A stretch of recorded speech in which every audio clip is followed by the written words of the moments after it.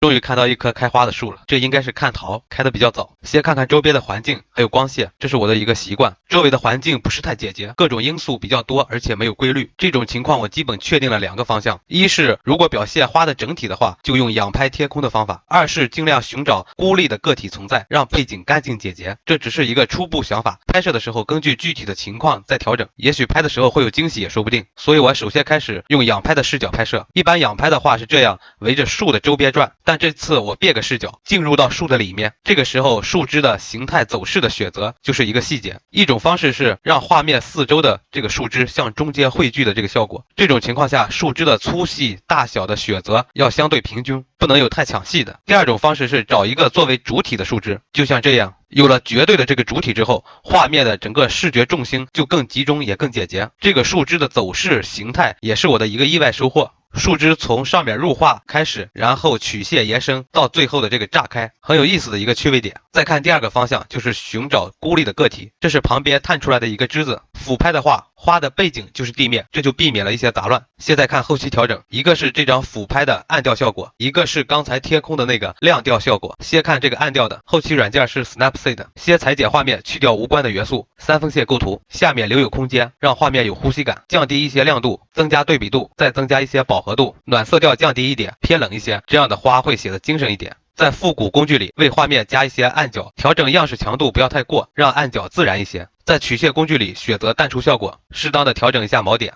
降低一些结构，让画面柔和一些，再增加点锐化。最后在魅力光用工具里增加一点点的光用效果，是为了让花润一些，软一些。为了什么效果？为什么用这个工具？这些都了解之后，具体的参数要根据不同的场景来调。第2个就是贴空的这个亮调的后期，这个大多数是基础的调整，提高亮度，增加一些饱和度，增加氛围，为了增加一些亮部和暗部的细节。最后在粗粒胶片的工具里选择 L03 号滤镜，这个滤镜表现贴空的话，我用的会比较多，它可以让贴空的蓝色稍微发青，饱和度没那么高。好了，这张照片就处理完了。